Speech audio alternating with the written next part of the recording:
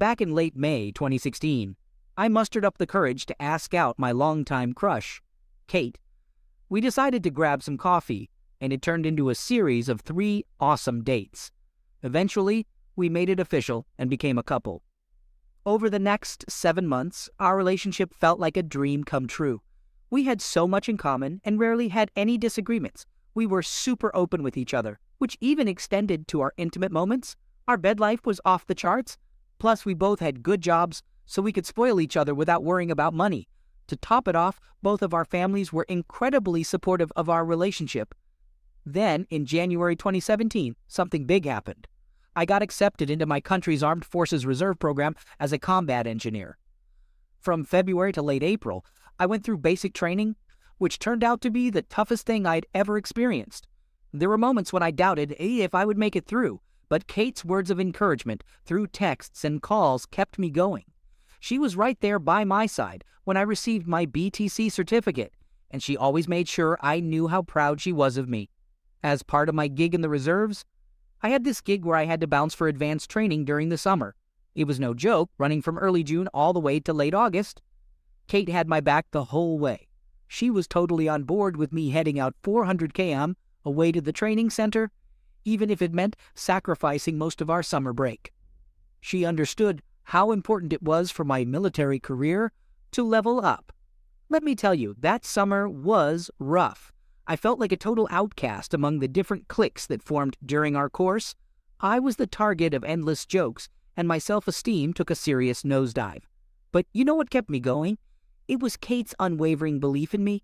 She had faith that I could push through, and that's exactly what I did. Against all odds, I managed to pass as the 5th best on the course, and I owe every bit of that success to her. Our relationship took a turn for the worse once we returned home. According to her, I had lost my spontaneity and outgoing nature compared to before I went away. I became dismissive, took harmless jokes as personal insults, and preferred staying in, watching movies, and seeking closeness rather than going out. Little did we know the summer had left me with some serious social anxiety, and it started taking a toll on our relationship. As we approached our 2-year anniversary in 2018, we got into a heated argument over a minor misunderstanding, which ultimately led to our breakup. I was devastated by the breakup, but then she texted me 3 days later expressing her desire to work things out. We didn't see each other for 3 weeks, but we stayed in constant communication, slowly trying to repair the damage. However, when we officially got back together, something felt off.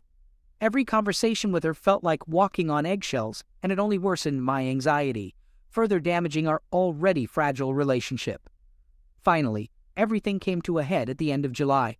Back when Kate was still in school, she crossed paths with this guy named John. Turns out she saw in John what she used to see in me, and they hit it off and became really tight friends. He became her shoulder to lean on during our breakup, and whenever I messed up afterward. Just so you know, I was aware of John's existence, but I never thought Kate would ever do anything with him. So one evening after work, we had made plans for me to crash at Kate's place. When I got there, I walked in on the 2 of them hanging out on the couch in the living room. Kate explained that John had dropped by for a spontaneous visit, and he was on his way out. But things changed after John left. She suddenly turned distant and cold. It hit me slowly that our relationship was on life support, and I mustered up the courage to ask her how things were between us. It turns out she felt the same way, and we agreed to call it quits the next day. She did let me stay the night one last time, though, since it was late and she still had some concern for me. From that point on, Kate became unusually attached to her phone and super protective of it until she fell asleep. In the past, she wouldn't mind if I caught a glimpse of her and her friends texting about whatever, but now she made an effort to hide the screen from me. I confronted her about it, and she brushed it off as private stuff, which only made me more suspicious. Once she dozed off, curiosity got the best of me. I couldn't resist unlocking her phone. I knew her passcode, and what I found shook me to the core. There were hundreds of messages between her and John, talking about how she was single now, how thrilling it was that they could finally be a public couple, and worst of all, they were mocking me for every little thing I did. Turns out, my crying wasn't as discreet as I thought. Kate woke up and caught me in the act. She lost it and threw a fit. I was too stunned and overwhelmed to muster any anger or find the right words to fight back. So I just gathered my belongings and walked out, with Kate yelling and shouting at me the whole time. It was the early hours of the morning when I finally made it home. I completely broke down and ugly cried throughout the night. The next day I called in sick to work and spent the entire day wallowing in my bed. The day after that chaotic night, my phone blew up with angry texts from Kate's friends and family. In a desperate attempt to protect her own reputation and discredit anything I might say about her, she went around telling everyone she knew that I had forced myself on her that night. According to her twisted version of events, I supposedly tried to get some one last time before we broke up, and once I got what I wanted, I hightailed it out of there. She painted me as some kind of villain. She claimed that what I did to her was traumatizing, but she conveniently decided not to press charges because she didn't want her life to turn into a courtroom spectacle. She saw herself as the bigger person for choosing not to pursue legal action. I spent the following months living in fear, constantly worried that her false accusation would lead to my discharge from the Army and forever tarnish my reputation. Nothing ever came of it. It was all smoke and mirrors. About 5 months later, Kate slid into my DMs. After exchanging some polite words, she essentially apologized for the whole mess and actually confessed to faking everything. However, she made it clear that she would never admit it publicly because she cared more about protecting her own reputation than my image. I was furious, but I kept my cool. I took screenshots of our conversation as evidence and kept engaging with her. Over the next 3 months, she fell into this predictable cycle of behavior. It went like this. She would complain about her current life situation, usually involving John messing up in their relationship in some way, and would seek my advice. She would start reminiscing about our past relationship, saying how I never messed up like John did, and expressing a desire to go back to the way things were, and so on. Then she would suddenly ignore me, because John finally pulled his head out of his you-know-what, did some grand romantic gesture, and saved their relationship. Shortly after, she would embark on a smear campaign on social media about our relationship. She would enlist the help of her friends, fully aware that I would see it all, in an attempt to provoke me into an argument. It worked. She would try to twist the argument around and make me out to be the bad guy. Then she would proceed to block me for about a month, only to repeat the whole cycle all over again. This happened 3 times like clockwork, and it always left me feeling completely drained and shattered. Yet there was a part of me that oddly desired it to occur. Each time it happened, I made sure to capture screenshots of every incriminating thing she said. I ended up with a full SD card filled with all the evidence I'd compiled, and that's when I knew it was time to take action. I made multiple copies of the most awful text messages I had captured. Then I went ahead and bought several manila envelopes. I mailed them out to everyone who I believed mattered to Kate, her parents, grandparents, close extended family, best friends, her boss at work, co-workers, and even her teachers. I tracked down any mailing address I could find. It was important to me that anyone receiving those envelopes knew that the text contained conversations between Kate and me. With that in mind, I sealed the envelopes and sent them on their way. In just 3 weeks, I started seeing some results. The same people who had previously messaged me with shameful insults were now reaching out to apologize. One of my favorite apologies came from Kate's own parents. They expressed their sincere regrets about their daughter's behavior and acknowledged that they had raised her to be better than how she had acted. They pleaded with me not to pursue any legal actions. Although I had briefly considered it, I didn't have the financial resources or the emotional strength to engage in a legal battle. I told them I would take their request into consideration and assured them that they would be the first to know, along with Kate, if I decided to proceed with any legal action. I received some texts from Kate, too. She said things like, "How could you betray my trust?" and "You ruined my life, you bastard." Instead of replying, I simply read every angry message that came in, feeling a sense of satisfaction. Once the messages stopped, I went ahead and blocked her. I never really got the complete picture of how much my revenge affected her life, but I do know that she ended up dropping out of school and losing her job. I wonder if John was really worth it for her. Second story. I'm a 46-year-old man, married for 22 years, and I have two sons aged 20 and 16. My wife is also 46, and besides the usual issues that come with marriage, there hasn't been anything out of the ordinary. However, this year I started noticing some changes in her behavior. For instance, she went back on the pill in March after being off it for a few years. She claimed it was to help with menopause symptoms, although I hadn't really seen any signs of that. She's also been buying nicer underwear, but I recently got a new job with a higher income, so I thought it could be related to that. Additionally, she's been going out unexpectedly without much explanation. Individually, these things may not be too concerning, but when you look at them together, it definitely piqued my interest, to say the least. Anyway, I had noticed something was off, but nothing strange happened until about 2 weeks ago. My wife came home and asked to talk to me, which seemed unusual and made me a bit worried. I asked her what was going on, and she said, "I want to go to XX concert, and I have the chance now." I replied, "That's amazing. You've always wanted to see X. Go ahead, who are you going with?" That's when she dropped the bombshell. She was going with a male friend she had known for years. He had originally planned to go with his daughter, but she couldn't make it. My wife looked guilty as she told me this, but I tried to play it cool and said, "Have a great time." Deep down, though, I hoped I could find out more before the concert. They went to the concert, had a good time, and posted a few pictures on social media. Nothing too unusual. I managed to find out the guy's name and did some investigating. But honestly, I didn't need to be Sherlock Holmes to figure out what was going on. The idiots had been going out for runs together for 6 weeks, taking the same routes at the same times.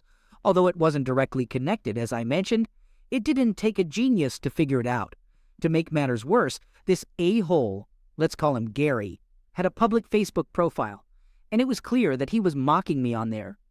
It wasn't just me being sensitive. It was obvious that this smug prick thought he was smarter and better than everyone else. So, armed with that knowledge, I took some time to think.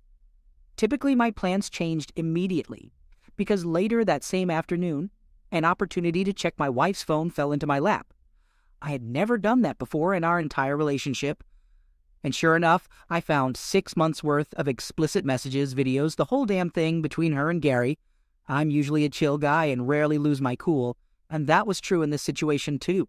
I was in shock, overwhelmed with grief, and simply couldn't believe what was happening. It was Wednesday when I found out. We kept talking until Friday, but she showed no remorse and kept saying that she had feelings for him. That was it for me. Not only did she cheat on me, but she didn't seem to care much about it. So we started discussing a split. It's been tough because we had to wait a few weeks due to one of our sons going through an important educational period. I didn't want to disrupt that. So we had to pretend everything was okay until June 22nd. We're still playing that game, and let me tell you, it's been a total nightmare for me at least. There's a bit more to the story. On the following Friday, I was out for a walk and happened to pass by his house. Without thinking too much, I knocked on his door and got into a fight with him. It was completely out of character for me, as I've never been offensive with anyone in my adult life. It wasn't planned, but looking back, I do wonder why I ended up at his place. We didn't involve the police because I threatened to publicly share all the messages I had saved on social media if he called them. Honestly, I wouldn't have followed through with that threat because of my sons, but it worked and nothing more happened. Now, here we are, 1 whole week later, and to the outside world, we appear to be a normal couple. But inside, I'm feeling a mix of anger and frustration, and I've started making plans to end our long-term marriage. Basically, once we break the news to our boys, she'll move out. I've never been through anything like this before, and I hope I never have to again. Honestly, I'm lost and don't know what to do from 1 minute to the next. There's a part of me that wants to get back at him and make him suffer, but I've calmed down since I confronted him. I realize it's not a smart idea, but I'll be honest, he felt really good to give him a beating. So that's where I stand. I know every explicit detail of the affair because the moron kept the entire message thread. So I have all the information about their close moments, preferences, dates, times, and places. I know it all. Third story. I'm a 28-year-old guy, and I've been in a relationship with my girlfriend, who is 25, for almost 2 years. Everything seemed fine in our relationship until she dropped the bombshell that she's pregnant. I've always been careful, and she claimed to be on birth control, but I had my doubts. I accompanied her to an appointment, hoping it was just a false alarm. Despite the unexpected circumstances, I was actually happy, because I've always wanted to start a family. As we progressed through the first trimester, she insisted on moving in together, which I now realize was a red flag I missed. We started making plans for our work situations and preparing the baby's room. She strongly believed that she could both work and be a stay-at-home mom. I attended every prenatal appointment with her, and things still seemed good between us. We've now reached the 3rd trimester, and I've managed to adjust my schedule to continue attending every prenatal appointment. Up until now, I had been present for the entire duration of each appointment. However, during one particular appointment, my girlfriend asked me to wait outside while she spoke to the doctor first.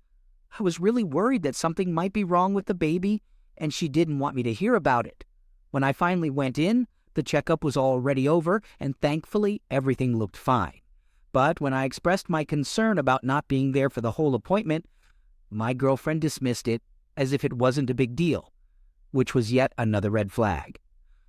We are getting close to the due date, just about 6 weeks away, and I start noticing that my girlfriend is acting secretive with her phone calls and texts. Whenever I ask about it, she claims it's work-related and confidential. This raises my suspicions, so I try to sneak a peek at her phone. I discover that she's using Snapchat and Kik, which strikes me as odd, but I don't confront her about it. Finally, the baby arrives and I'm filled with overwhelming emotions. The child is absolutely perfect, and everything went smoothly during the birth. However, then comes the moment when they ask me to put my name on the birth certificate. My girlfriend becomes extremely insistent about it, constantly urging me to do it, and displaying more anxiety than I've ever seen from her before. This is the red flag that I didn't overlook. I refuse to do it, which leads to an argument between us. She eventually stops pushing the issue, possibly because she realizes how suspicious it appears. We're back home, and she has to attend to the baby who just woke up. I noticed that she set her phone down while going to tend to the baby. I couldn't resist the temptation and decided to take a look. Surprisingly, her phone was still unlocked. I start searching for any texts or calls that might raise suspicion, and there it is, a whole conversation on Kik with some guy. They discussed updates about her appointments and shared pictures of her and the baby. Then I stumble upon something shocking, the place where she mentions that she thinks the baby belongs to him. I confront her about it, and she apologizes. She admits that the baby could be mine or someone else's, but she believes it's mine. I demand a paternity test and then decide to leave. It's been approximately a week since our confrontation. The paternity test results came in yesterday, and it turns out the baby is not mine. She's gone to live with her mother. Now, here's the interesting part. It took me a lot of digging, considering all I had were usernames of the people she talked to. The father of the baby is actually her boss, a married man with 4 kids in middle and high school. I managed to find his wife on Facebook and shared everything I had, including texts from my girlfriend confessing that the baby is his. I'm heartbroken in so many ways. I know I'm fortunate in some aspects, but I'm deeply hurt. This whole situation has completely changed my perspective on things. I feel bitter, angry, and unable to trust anyone. After that, she keeps trying to reach out to me, but I'm not sure if it's out of love or some other reason. Either way, I refuse to engage in any conversation with her. Now, let's talk about the guy who is the real father. I informed his wife about the situation. She didn't respond right away. Later, I found out from my ex that he lost his job. It feels like some justice in this world. He wants nothing to do with my ex and blames her for the mess he's currently in. The guy's wife reached out to me over a week later. She apologized for what I went through. I think she was still in shock. She kicked him out, but I have no idea where he went. Their kids are aware of the situation. Everyone knows about it now. My ex-girlfriend still works at the same place, but she's actively looking for a new job because the news of what happened has spread to everyone. I'm still in shock and heartbroken. This holiday season will be tough and filled with sadness for me. However, I know there's hope, and that things will eventually get better.